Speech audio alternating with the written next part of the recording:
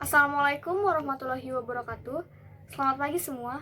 Saya sangat bersyukur masih dapat berkumpul bersama kalian dalam keadaan sehat walafiat.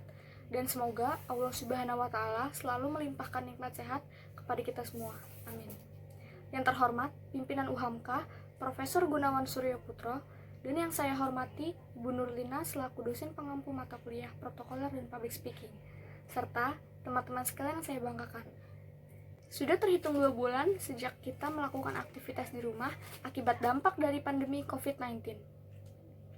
Dan seringkali kita merasa bosan karena terus melakukan hal yang sama setiap harinya. Tetapi ada hal menarik sekaligus menambah pengetahuan yang bisa kita lakukan loh, yaitu berliterasi. Ini sehubungan dengan tema yang akan saya bawakan hari ini, yaitu literasi untuk eksistensi. Literasi sendiri bukan hal asing lagi di telinga kita. Tapi mari saya jelaskan kembali bahwa menurut Kamus Besar Bahasa Indonesia, literasi berarti kemampuan individu untuk membaca, menulis, dan mengolah informasi untuk kecakapan hidup.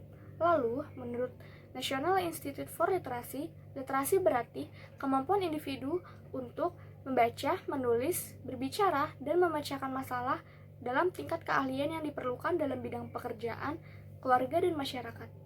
Jadi, menurut kedua definisi tersebut, dapat disimpulkan bahwa literasi adalah kemampuan mengolah informasi dari hasil membaca dan menulis yang dilakukan untuk menyelesaikan masalah dalam tingkat keahlian di bidang pekerjaan, keluarga, dan masyarakat.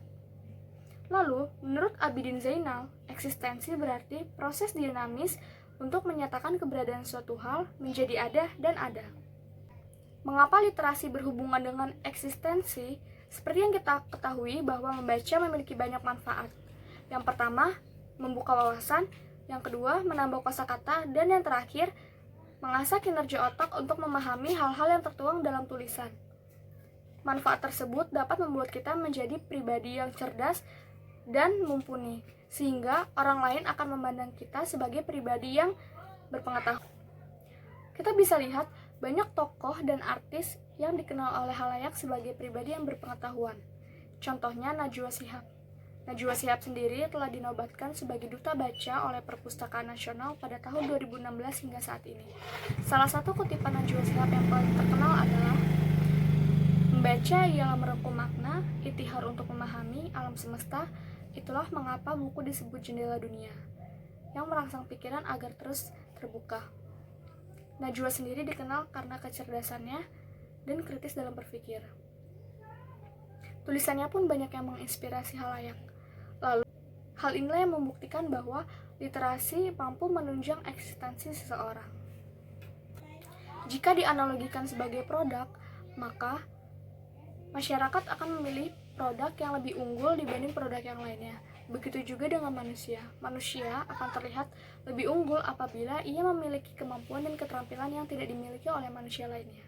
Berikut adalah data statistik literasi di Indonesia yang dilansir oleh beberapa pihak. Yang pertama, hasil penelitian Program for International Student Assessment atau PISA, Organization for Economic Cooperation and Development tahun 2015. Penelitian PISA yang dilakukan kepada 72 negara menunjukkan bahwa posisi Indonesia berada di ranking 62.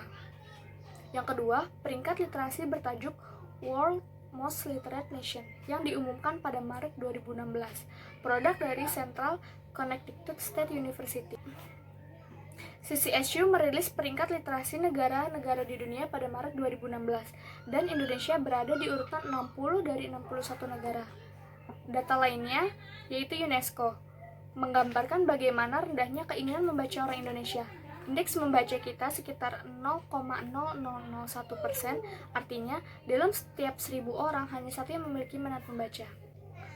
Data tersebut menggambarkan bahwa minat baca masyarakat Indonesia masih tergolong rendah, padahal saat ini sudah banyak website atau aplikasi yang mempermudah kita untuk mengakses bahan bacaan. Contohnya e-book, Wattpad, dan Google Play Books. Kita bisa mencari bahan bacaan yang memiliki tema menarik dan yang membuat kita dipaksa untuk berpikir kritis mengenai topik bacaan tersebut. Carilah bacaan yang tidak hanya memberikan hiburan, tetapi juga memberikan pengetahuan, serta dapat membuka pandangan kita menjadi lebih terbuka terhadap suatu fenomena. Kita bisa mencari bahan bacaan yang memiliki tema menarik dan yang membuat kita dipaksa untuk berpikir kritis mengenai topik bacaan tersebut. Carilah bacaan yang tidak hanya memberikan hiburan, tetapi juga memberikan pengetahuan, serta dapat membuka pandangan kita menjadi lebih terbuka terhadap suatu fenomena. Sekarang ini, penulis termasuk hal yang sedang tren di antara para remaja di Indonesia.